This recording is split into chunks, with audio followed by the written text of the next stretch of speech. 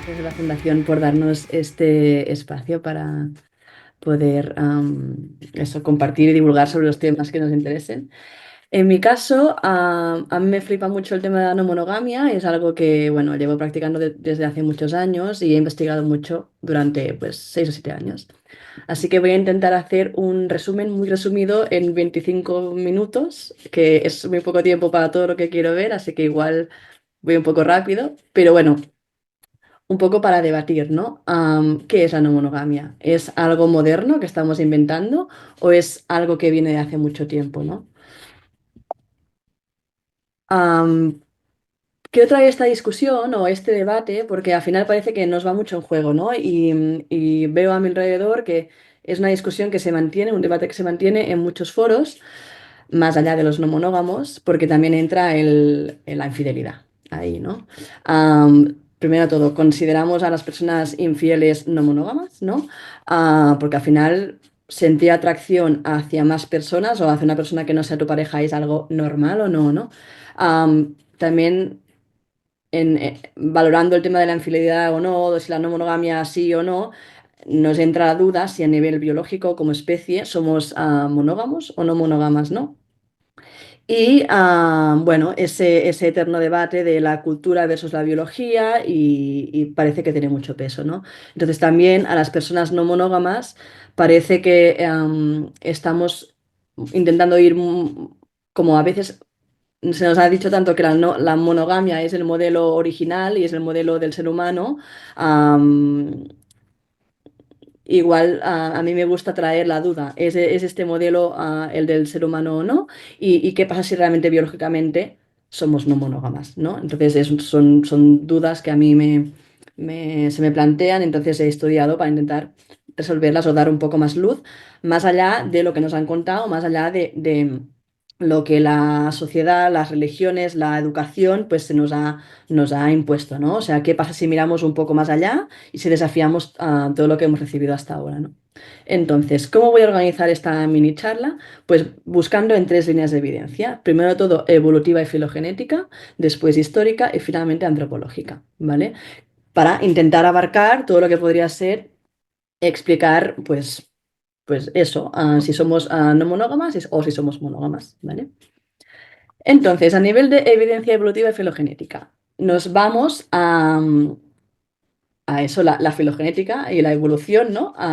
Que es pues cómo se van separando las especies, ¿no? Los antecesores comunes. ¿Por qué voy allí? Pues porque si podemos entender cuál era el modelo relacional de los antecesores comunes o de nuestros primos más cercanos, igual también nos da pistas de cómo se relacionaba el Homo sapiens o el ser humano originalmente, sin tanta influencia de la cultura, ¿vale? Entonces, ¿cuáles son nuestros primos más cercanos, ¿no? Los monos, ¿vale? Sabemos que son los primates y dentro de los primates los simios, ¿vale? Entre los simios compartimos el antecesor común, ¿no? Nuestros primos más cercanos son los chimpancés y los bonobos, ¿vale? Estos dos animales, dos especies, se han visto que son claramente no monógamas, ¿vale? Hay un poco de discusión en la evidencia científica si son modelos no monógamos de los que se llama poligínicos, es decir, que un macho se aparea con varias hembras, o si son multimacho, multihembra, es decir, hay varios machos y varias hembras relacionándose entre sí, ¿vale? Hay bastante conflicto entre esto, más en el caso de los chimpancés, porque se dio por sentado cuando se observaba chimpancés en la selva que su modo de aparearse era un macho con varias hembras, pero eso se ha visto que igual estaba influenciada por el hecho de observar, ya que introdujeron comida y los hicieron más violentos al introducir comida, porque bueno, les daban muchos plátanos, entonces en lugar de los chimpancés empezar a conseguir los plátanos ellos mismos, empezaron a competir por los plátanos y en las observaciones de chimpancés se ha considerado que los chimpancés son una especie más violenta de lo que es en realidad. Entonces, también ponemos en duda de si el modelo relacional de los chimpancés es realmente un macho con varias hembras y parece ser que podría ser varios machos, varias hembras entre ellos, ¿no? Pero a mí me gustaría que nos enfocáramos en los bonobos, ¿vale? Que parece que a nivel de cómo se relacionan socialmente serían los más parecidos al ser humano, al Homo sapiens. Estas fotos de aquí que os he puesto son todos de bonobos y ahí me flipa porque, bueno, las posturas sexuales son muy humanas, ¿no? Y es algo que solamente tienen los bonobos, que os recuerdo son la especie más cercana a nosotras. ¿Qué más tienen en común la especie de los bonobos y la especie de Homo sapiens, ¿no? Los bonobos copulan a lo largo de todo el ciclo menstrual de las hembras, cuando los chimpancés y otros simios o primates lo hacen solo entre el 25 y 40%, ¿vale? Entonces, se reproducen más allá del celo de la hembra, por lo que se reproducen, no, copulan más allá del celo de la hembra, es decir, copulan más allá de para reproducirse, ¿vale? Además, el desarrollo de las crías de bonobo es muy lento, al igual que el desarrollo de las crías de las humanas, ¿vale? Entonces también esto nos indica cómo se generan los vínculos madre-hijas, madre-criaturas, que también en el ser humano es súper importante esto. Además, tienen múltiples posturas coitales. Aquí os he puesto algunas ventral-ventral, porque también utilizan mil otras, y eso también se parece mucho al Homo sapiens. Además, se miran a los ojos y se besan al copular, cosa que a mí me encanta, es también algo distintivo de ellos. Y tienen también variedad de orientaciones del deseo. Se han encontrado bonobos homosexuales, bisexuales, heterosexuales, de todo. Entonces también es como algo que nos indica que se parecen bastante al Homo sapiens, ¿no? Y además, como factor importante, también me gusta remarcar que utilizan la sexualidad para propósitos sociales, más allá de la reproducción, por diversión, por placer, por resolución de conflictos, por reducción de tensión entre grupos, por conciliación de vínculos. Entonces, los bonobos son una especie súper pacífica que cuando se encuentran un grupo de bonobos con otros grupos de bonobos, en lugar de hacer la guerra, hacen el amor, ¿vale? Y a mí esto es algo que como pum. Y también me gusta como replantear lo que se nos ha contado de el origen del Homo sapiens, de cómo vivíamos en el Paleolítico, ¿no? Que esto lo veremos un poco más tarde. Igual somos una especie más pacífica de lo que nos contaron, y igual utilizábamos el sexo de forma evidentemente no monógama para socializar, para el placer y para vincularnos más allá de que para reproducirnos, ¿vale? Si vamos más allá y miramos qué pistas tenemos en nuestro cuerpo, o sea, ya en el cuerpo del Homo sapiens, también tenemos pistas que indican que parecería ser que la no monogamia es el modelo originario, ¿vale? Primero de todo, tenemos un dimorfismo sexual moderado. ¿Qué quiere decir esto? Dimorfismo sexual es cuando el macho y la hembra de cualquier especie son diferentes, ¿vale?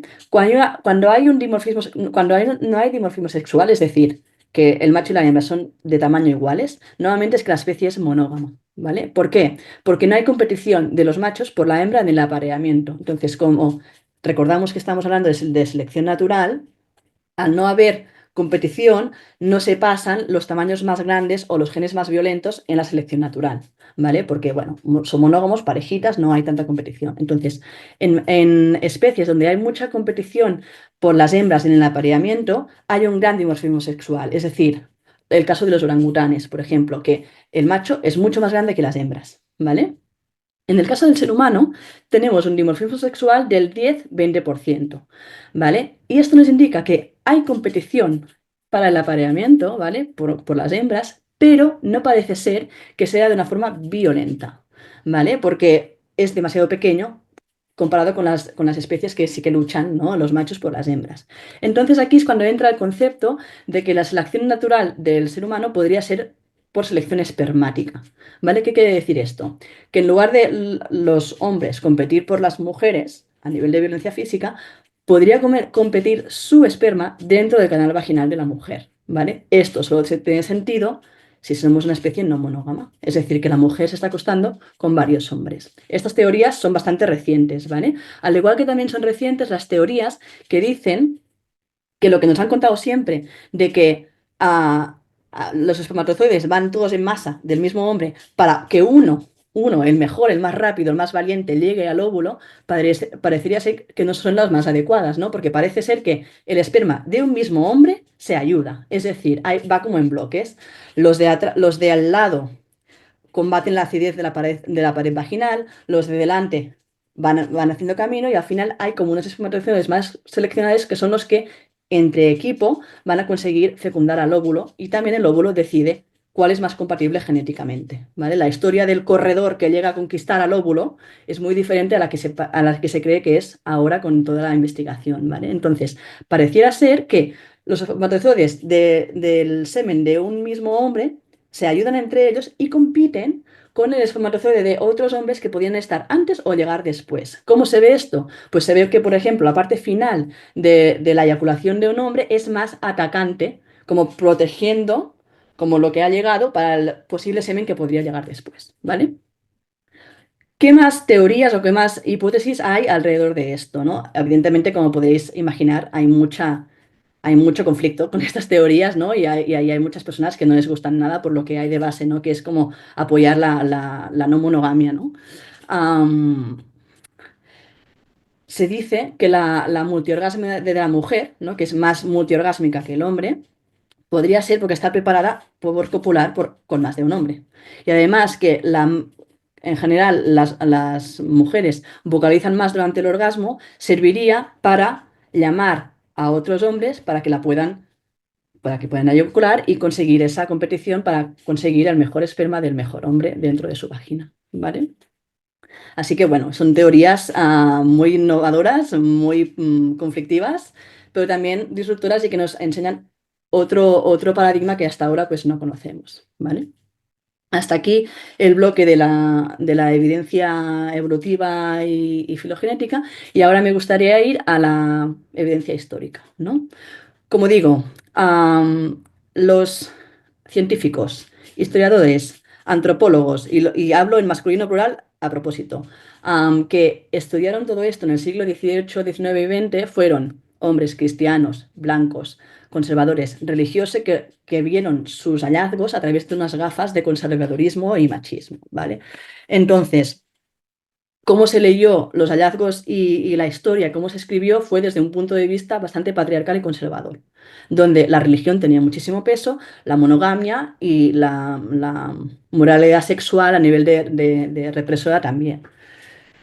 ¿Qué vemos, no? Que en el Paleolítico funcionábamos en clanes. Esto está bastante aceptado, ¿no? Pensar que en el Paleolítico funcionábamos como familias nucleares solas no tiene ningún tipo de sentido. Y esto creo que poca gente me lo va a debatir, ¿no? Entonces, al igual que tiene poco sentido esto, tiene poco sentido pensar que funcionábamos en familias monógamas en ese momento, ¿vale? Se ha visto, cosa que hasta ahora también ha costado luchar esta evidencia, pero cada vez hay más gente que la apoya, que en el Paleolítico, en la caza y la recolección, las mujeres aportaban el 75% del recurso económico. Es decir, cazaban y recolectaban. Y el tema de cazar el gran mamut podía ser un 5 o 10% del recurso económico. Básicamente el alimento llegaba por cazar zorrillos, liebres, coger setas, frutas y guisantes, lo que se iban encontrando. Y en eso las mujeres tenían un gran papel porque lo podían hacer mientras criaban y lactaban, ¿vale?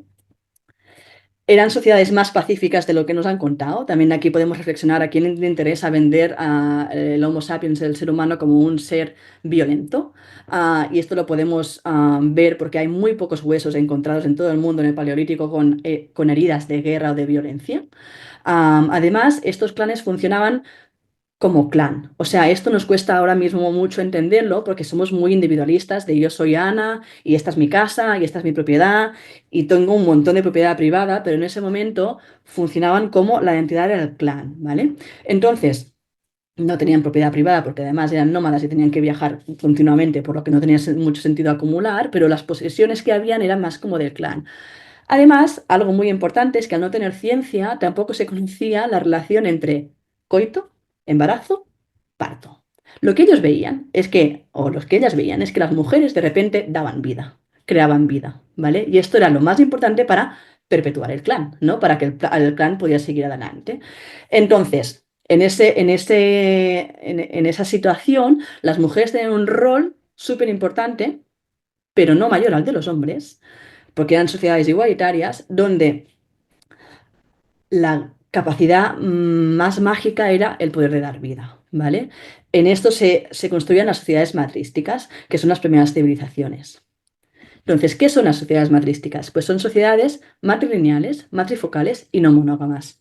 ¿A qué me refiero con matrilineales? Pues que el apellido o el linaje venía de madre a hija o de madre a hijos. ¿Por qué? Pues porque si yo no sé que coito significa embarazo y significa parto, y tampoco sé que se necesita la contribución de un hombre, yo solo puedo saber de qué coño he salido, básicamente, de qué mujer he venido al mundo y de la mujer que trajo a mi madre, ¿no? Entonces yo puedo decir, yo soy Ana, esta es mi madre, esta es mi abuela, en tal. Entonces se van creando linajes por el apellido de la mujer, que digamos, aunque no tuvieran apellidos. Actualmente en la sociedad occidental somos patrilineales. Aquí en España pasamos solo primero el apellido del padre y luego de la madre, por lo que el apellido de la madre se pierde, e incluso en Estados Unidos cuando te casas como mujer pierdes el apellido, ¿vale? Esto por un lado. Luego eran sociedades matrifocales, es decir, cuando se adelantó en el tiempo y empezaron los asentamientos en ciudades y los hogares, el hogar importante era el hogar materno. Es decir, si se emparejaban o si había cambios me he casado con esta, me he casado o me junto con esta pareja hombre, el que deja la casa es el hombre para venir a la casa de la mujer, ¿vale? Esto también es muy diferente a cómo se ha estructurado hasta ahora, que normalmente la mujer al casarse deja la casa del hogar materno para ir a casa, o sea, el hogar paterno para ir a la casa del nuevo marido, ¿vale? Además, eran no monógamas estas sociedades y la maternidad estaba en el centro, es decir, se realzaba y se adoraba la capacidad de dar vida de la mujer. ¿Cómo podemos saber esto y en qué me afirmo yo para poder decir esto, ¿no? Pues que el arte paleolítico o lo que se ha encontrado a nivel de esculturas son las figurillas paleolíticas, mal llamadas Venus paleolíticas, pero se ha visto que de Venus tienen muy poco porque Venus es una diosa romana que llegó muchísimo más tarde, donde los atributos más importantes y más realzados que comparten todas las figurillas, que se han encontrado más de 1000 por toda Europa, África del Norte, Oriente Medio, son los pechos, las tripas y las vulvas, ¿vale? Entonces son atributos de maternidad. Los pechos muy grandes, como si fueran lactantes, las tripas grandes, también embarazadas, y las vulvas. Todas esas figuras paleolíticas muestran, lo que más importancia tiene son las vulvas. Entonces, creemos que realmente muchas teorías dicen que son diosas como de diosas o veneraciones a la capacidad de dar vida de la mujer, ¿vale? O de la sexualidad también. Hay muchas teorías sobre qué más podrían significar. Los arqueólogos que lo encontraron lo mal llamaron figurillas pornográficas, ¿no? Porque no podían imaginar que igual era una veneración a la capacidad de vida o la sexualidad, más allá de que los paleolíticos se pajearan con estas mujeres, que es lo que parece ser que inventaron en ese momento, pero bueno, esto se está reenfocando mucho la visión gracias al trabajo de arqueólogas muy reconocidas que están como cambiando esto, ¿no? Entonces, ¿qué pasó, no? ¿Qué pasó de estos clanes matriarcales, ¿no? A acabar y no monógamos, ¿no? A acabar como estamos ahora, ¿no? Pues pasaron muchas cosas. Primero de todo, la agricultura, ¿vale? El neolítico. Es decir, pasamos de ser nómadas a ser sedentarios, ¿no? Y pasamos de viajar, ¿no? Y de estar en constante movimiento, cazando y recolectando, a decir, vale, vamos a construirnos una casita, a cultivar un campo y así tendremos la comida más cerca y todo será más fácil. Esto fue un engaño. O sea, aquí nos metimos un embolado como especie nosotras solas, ¿no? Porque, bueno, trajo consecuencias. ¿Qué consecuencias trajo? Primero de todo, al empezar a cruzar plantas y cruzar animales, ¿vale? Con la ganadería, se empezó a entender la relación entre coito, embarazo, parto. ¿Por qué? Porque los animales tienen ciclos mucho más cortos, por lo que se podía ver, y además, pues yo puedo ver que si he cruzado una oveja blanca con otra marrón, me sale moteada blanco y marrón. Entonces ahí entiendo la contribución del macho o del hombre en la generación de vida. Y esto es súper importante porque las mujeres pierden ese rol de ser las únicas mágicas creadoras de vida. Ahora el padre también aporta, ¿vale? Y el hombre también aporta, lo que también es importante para esto, ¿sí? También con la agricultura se genera y se almacena el excedente de comida, ¿vale? Y esto provoca, atención, violencia, guerras y clases sociales, ¿no? Porque si yo he tenido mala cosecha, pero el pueblo de al lado ha tenido una buena cosecha, empiezo a envidiar lo que tienen. Aparece la propiedad privada, ¿no? Y también con el excedente, la propiedad privada que se genera, empieza a aparecer una clase gestora, ¿no? De toda esta comida y excedente, ¿no? Y aquí aparecen las clases sociales también. Cuando aparece la propiedad privada, también aparece la herencia. Es decir, yo esto que es mío lo quiero pasar a los míos, ¿vale? Y además también aparece la división del trabajo por géneros. Es decir, hasta ahora las mujeres podían aportar recursos al clan porque podían cazar y recolectar mientras criaban y mientras lactaban, pero con la agricultura con la fuerza física que genera desbrozar campos y extender, aquí se relegó a través de muchos años y con muchas herramientas a las mujeres a trabajos manuales de crianza, de tejer, de cocinar, de hacer la cerámica. Entonces, los que conseguían los recursos económicos, que era la comida, empezaron a ser los hombres, ¿vale? Y a las mujeres se nos relegó a tareas más de cuidado. Y además se empezó a necesitar más población, es decir, si necesito cultivar más campos, necesito más personas, es decir, necesito más hijos. Y además, si empezamos a luchar por la comida, hay guerras y necesito más soldados. Por lo que empezamos a pedir más hijos a las madres y la mujer pierde el control reproductor, la autonomía sobre su propia reproducción que hasta ese momento había tenido, ¿vale? Entonces el hombre empieza a controlar la capacidad reproductora de la mujer. Quiero más hijos, los quiero para esto y además quiero que sean míos, ¿no? ¿Qué pasó? Además de esto, durante esto estamos hablando entre el sedentarismo, la agricultura, pues en diversos sitios apareció en diversos momentos. Estamos hablando del Oriente Medio, pues entre el 7000 antes de nuestra era, 8000 más o menos, ¿vale? 1000 o 2000 años más tarde empezaron a haber las invasiones indoeuropeas y estos son grupos, clanes que todavía eran nómadas, aquí en la zona lila que veis en el mapa, que empezaron a bajar o a extenderse a zonas más beneficiosas, o sea, que tenían menos frío y que tenían capacidad de cultivo mejor, ¿no? O incluso más calor si estaba mejor, y empezaron a mm, invadir a estas poblaciones que hasta ahora eran matrísticas, ¿no? Que estaban empezando a desarrollar la agricultura. Entonces, progresivamente, porque fueron durante 2000 años, las mujeres, junto con lo que he comentado antes de la agricultura, con esto, empezaron a, bueno, perder progresivamente su rol y sus derechos, ¿no? Y el último golpe lo dieron las religiones monoteístas con la aparición de las tribus hebreas, ¿vale? Que, bueno, luego vino el cristianismo y tal, pero los primeros fueron las tribus hebreas, que eran altamente patriarcales, ¿vale? Además, tenían un alto sentido de la propiedad privada y al ser patriarcales y tener propiedad privada, necesitaban asegurarse de que sus hijos fueran solo suyos, o sea, del hombre.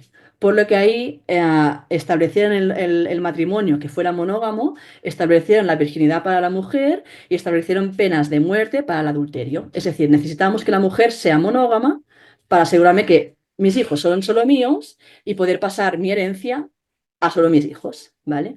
Entonces aquí es como ya finalmente vemos, y hay muchos textos, porque hasta antes de la agricultura, un poco después, no hay textos históricos que hablen de esto, pero en la Biblia todo esto está recogidísimo, ¿vale?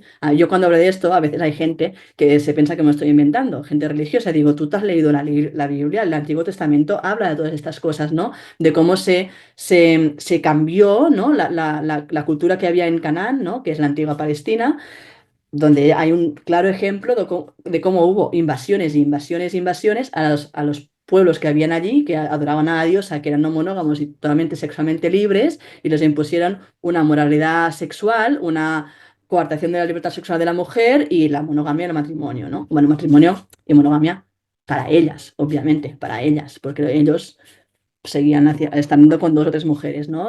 Por derechos legales y todo. Entonces, ya cerrando este capítulo histórico, ¿no? ¿Qué nos dice la evidencia antropológica? Es decir, ¿qué nos dicen las tribus indígenas que se han mantenido al margen de todo ese cambio cultural que hubo y que nos pudieran estar hablando de cómo que había anteriormente, ¿no? Porque no han sufrido tantos cambios culturales, ¿no? Pues vemos que alrededor de todo el mundo existen sociedades indígenas que son no monógamas y pueden tener muchas formas, es decir, igual hay sociedades que son súper no monógamas o hay sociedades que igual tienen un ritual al año donde se intercambian parejas para fortalecer la tribu. Por ejemplo, tenemos la más conocida, que es la tribu de los Mosuo, que son totalmente matrifocales, es decir, viven en el hogar de la madre, y las hijas tienen cuartos que se llaman los cuartos de las flores, que dan simultáneamente a la calle y hacia adentro, ¿vale? Entonces, hay una regla que los hombres de la tribu pueden ir a dormir en cualquier cuarto de las flores que ellas quieran, ¿no? Y en la siguiente noche se van a dormir con otra mujer y la siguiente noche con otra mujer, ¿no? La única regla que tienen es que no se habla de esto. Es decir, yo no le digo a mi hermana con quién he dormido, tampoco se lo cuento a mi amiga, y yo entiendo que esto es como para rebajar todo el tema de posibles celos y posible desestabilización de la tribu, ¿no? En Muria, por ejemplo, tienen los dormitorios comunales donde todos adolescentes y las adolescentes de la tribu duermen juntos en los mismos dormitorios y hay una regla. Bueno, una regla. Hay como unas multas que si duermes 3 veces con la misma pareja, te cae una multa, ¿vale? Entonces es como que están castigando como la monogamia, ¿no? Esto también lo vemos con los matis en la Amazonia, que existe el concepto de tacaño sexual, ¿vale? O sea, aquí nos, no nos entra a la cabeza, ¿no? Lo que significa un tacaño sexual, pues ahí es la persona que no quiere compartir su pareja, ¿no? Entonces, eso pues está como mal visto. Y también algo muy característico son los Lucy, que tienen la creencia de que cuando una mujer se embaraza, este niño tiene muchos padres, ¿vale? Y puede ir cogiendo los dones de diferentes padres. ¿Cómo lo va a conseguir? Pues la mujer, si se acuesta con un padre, va a conseguir su don. Si se acuesta con otro, va a conseguir su don. Y así es como esa mujer va creando todos los dones para su hijo o su hija, ¿vale? Por ejemplo, la persona X es muy buena contando historias. Me acuesto con esa persona y así mi hijo será muy bueno contando historias. La persona X y es muy buena cazando tal. Pues me acuesto con esa persona, así mi hijo podrá pues cazar muy bien, ¿vale? Entonces, bueno, esto nos habla de realmente cómo conciben de diferente, ¿no? Pues estas cosas.